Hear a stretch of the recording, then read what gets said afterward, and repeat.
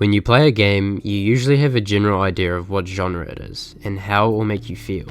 If you're playing Minecraft, you know that you'll be playing a relaxing adventure game, and if you're playing Scorn, you definitely know that you'll be unsettled and a little creeped out. In Subnautica's case, it's very unique in the sense that it can give off a calm and relaxing feeling and an eerie, unsettling one at the same time. And it uses a lot of different design elements to achieve this, and they all make Subnautica an amazing game.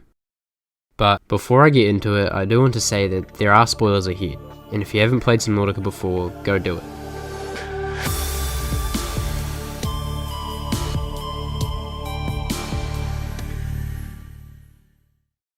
About 9 months ago, I made a video on how Subnautica makes you feel small. It was a video about the environment and creatures of Subnautica and how they made you feel, but it was rushed. And I don't feel like I did Subnautica any justice for how good it actually is. So recently, I felt like I needed to go over this game again, because it is my favourite game and it deserves it. So I wanted to talk about not only how Subnautica's environment and creature designs make you feel, but the game mechanics, and how these things combine to make this game a gold standard indie game. For a second, pretend you've just been dropped into an unknown big blue ocean with a void of water surrounding you. What would be your two biggest fears at that moment? Firstly, drowning. Oxygen is obviously a big part of living in general, but secondly, the unknown. What might be swimming around with you? Now think of Subnautica. What's the first issue you encounter near the start of the game? Your oxygen. And what's another issue you face as you begin to travel around? The unknown. The game addresses these two natural fears very well, and the environment plays a huge part in the game's horror side. It is what makes Subnautica so loved and well known.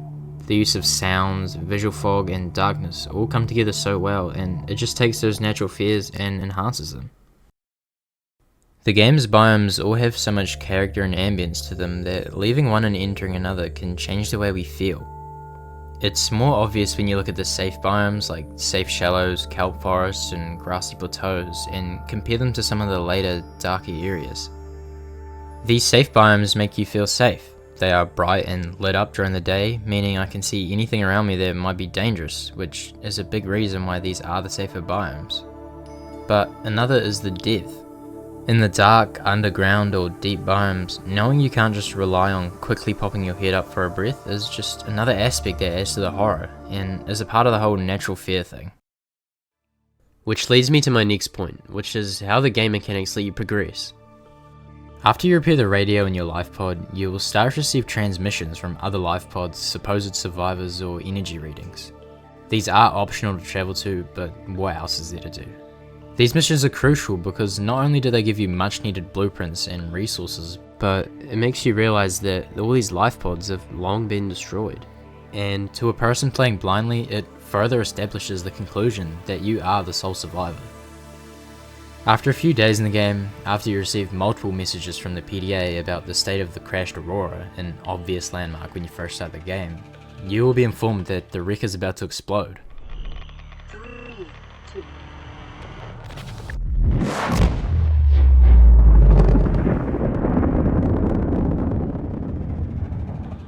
After which you will gain the blueprints to the radiation suit, and the front of the ship is now blown open.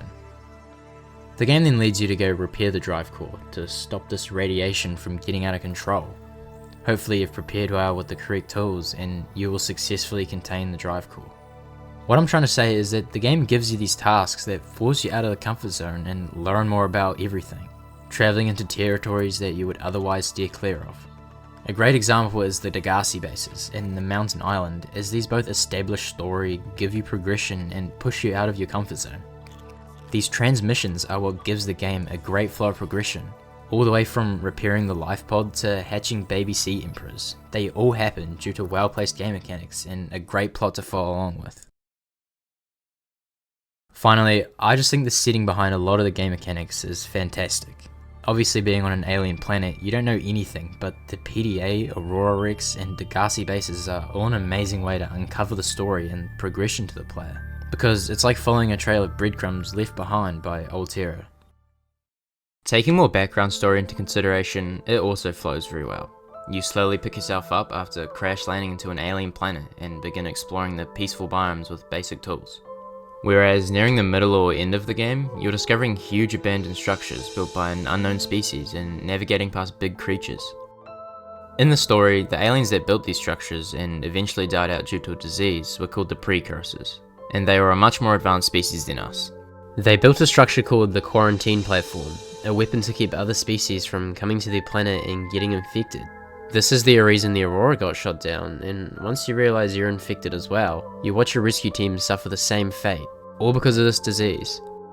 In the endgame, you come across a facility that the Precursors built to contain the Sea Emperor, the last hope for a cure, and the now elderly creature talks to you. She mentions how the planet wonders if you go with the currents or if you try to go against them as the Precursors did, and that they trapped her in the aquarium and tried to force the cure out of her. This pretty much sums up the story well, as the entire game sees you going against things beyond your understanding, learning more about your environment, using what you can to survive, and then finally meeting the Sea Emperor and escaping.